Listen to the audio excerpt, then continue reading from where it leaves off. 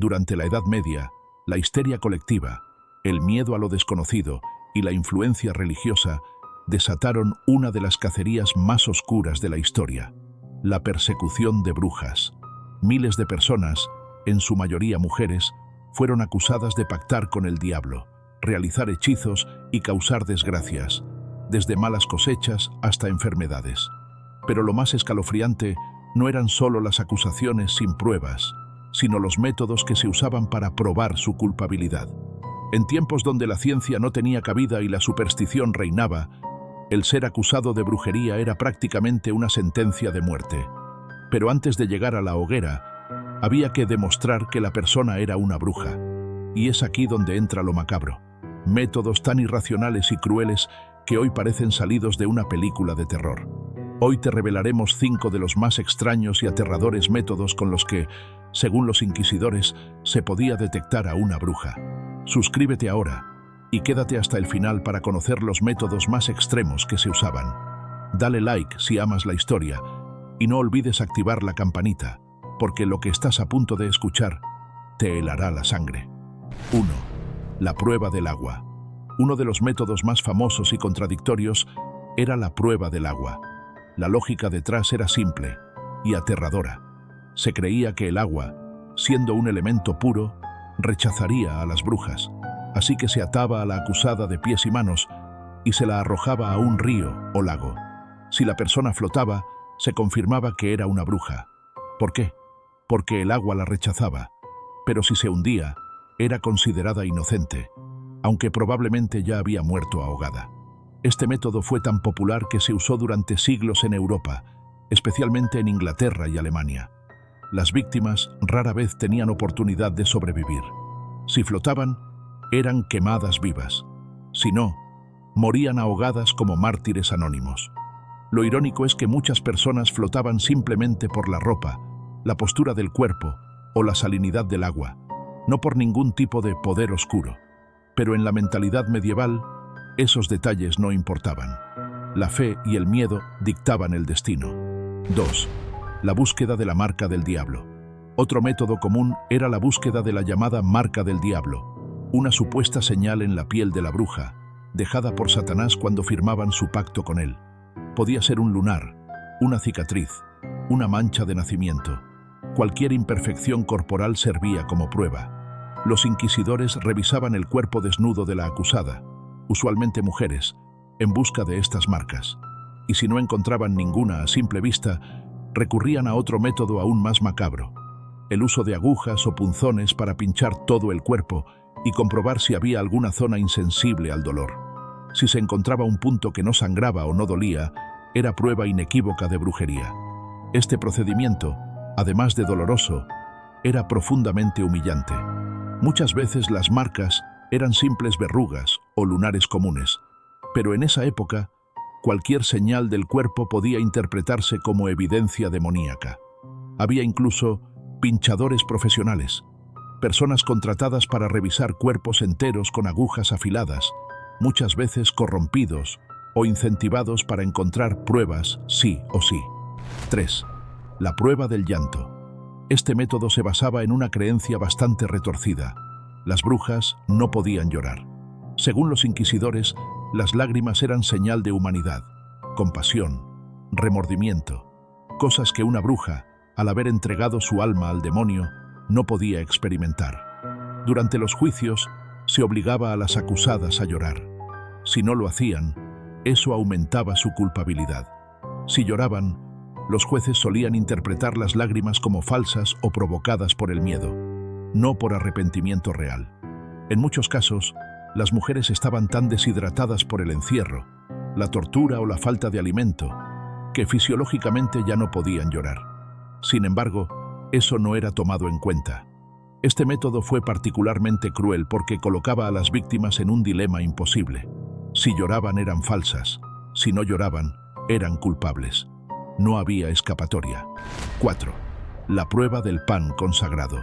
Este método combinaba lo religioso con lo supersticioso. Se creía que una bruja, al haber hecho pacto con el demonio, no podía ingerir objetos sagrados sin sufrir consecuencias. Así nació la llamada prueba del pan y el queso consagrados. A la acusada se le daba un pedazo de pan bendecido por un sacerdote o una porción de queso. Si al tragarlo se atragantaba, tosía o no podía tragarlo bien, se consideraba prueba de brujería. El argumento era que su cuerpo rechazaba lo santo. En realidad, muchas personas estaban tan nerviosas o aterradas en el juicio que tenían la garganta cerrada por el miedo. Incluso una tos mínima podía ser usada en su contra. Este método, además de irracional, era altamente manipulable. Bastaba con que el jurado estuviera predispuesto a condenar para interpretar cualquier signo físico como evidencia del mal. Lo más oscuro de este método era que el alimento bendecido, supuestamente símbolo de salvación, se transformaba en herramienta de condena. 5. La prueba del peso. Quizás uno de los métodos más absurdos y sin sentido era la prueba del peso, basada en una antigua creencia. Las brujas eran más livianas que las personas normales, porque el diablo les daba la habilidad de volar o flotar. En algunos pueblos, especialmente en los Países Bajos, se construyeron balanzas públicas donde las acusadas eran pesadas frente a una multitud. Se establecía un peso ideal que debía alcanzar una mujer adulta, y si estaba por debajo, era bruja.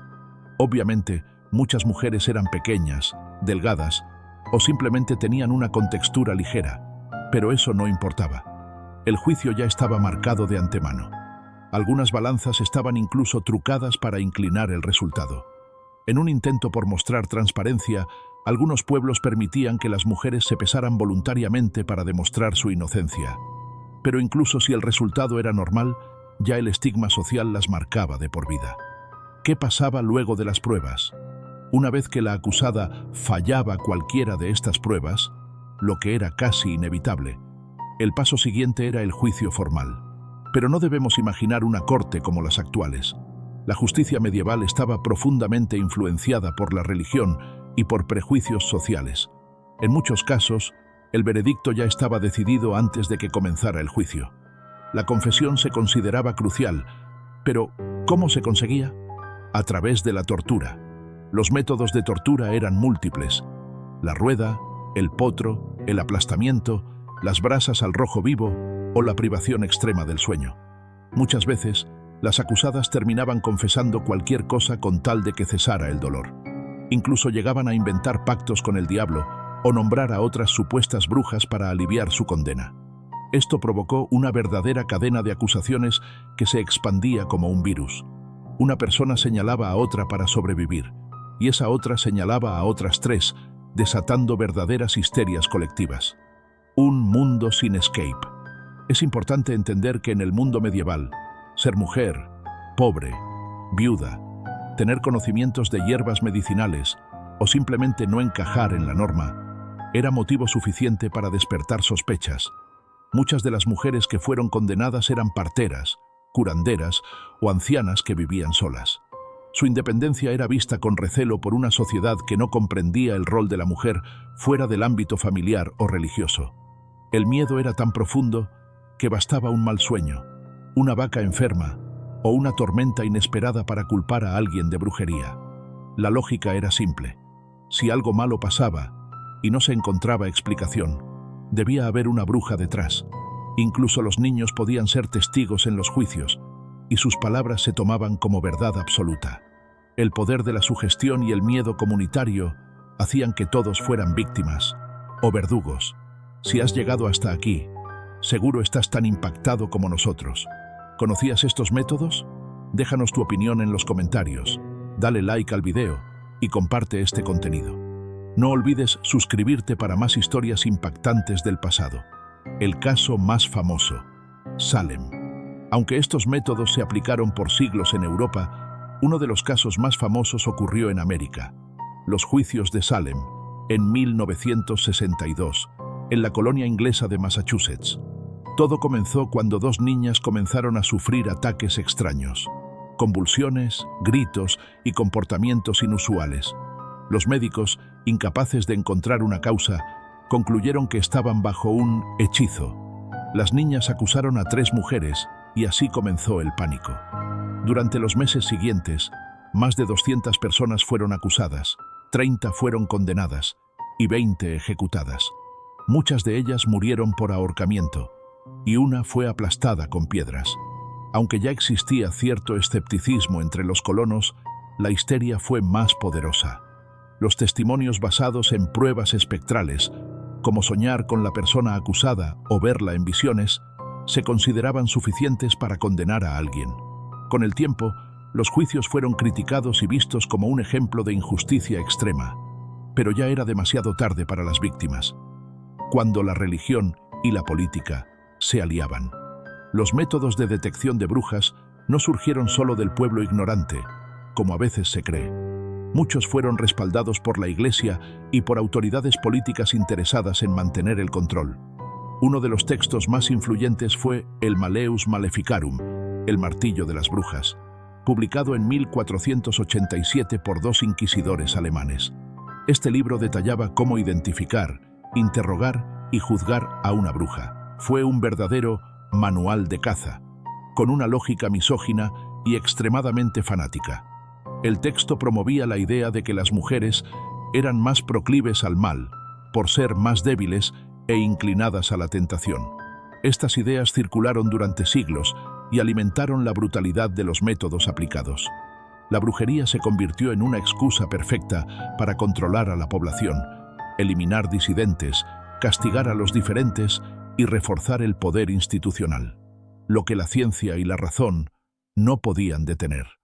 Aunque parezca increíble, estos métodos de detección siguieron usándose incluso después del Renacimiento, cuando Europa ya comenzaba a despertar a la ciencia y la razón.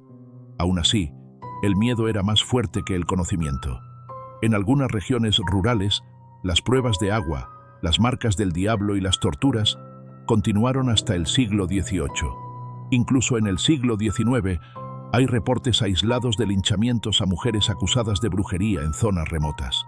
Solo con la llegada de los derechos humanos, el pensamiento ilustrado y el avance del laicismo, se logró erradicar estas prácticas, pero las cicatrices de esa época siguen presentes, como advertencia de lo que puede ocurrir cuando el miedo sustituye al juicio y la ignorancia reemplaza a la compasión.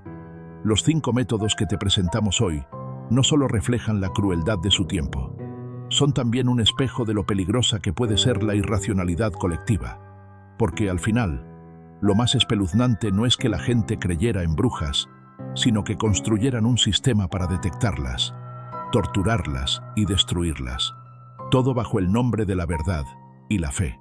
Recordar estos métodos no es solo mirar con horror al pasado, sino también entender cuán frágil puede ser la justicia cuando se guía por el miedo. Si este video te dejó impactado, suscríbete ahora y no te pierdas los próximos episodios, donde seguiremos explorando los rincones más oscuros de la historia. Dale like, comparte con tus amigos y cuéntanos en los comentarios. ¿Cuál de estos métodos te pareció más escalofriante? Nos vemos en el próximo viaje histórico. Hasta entonces, mantente curioso y crítico.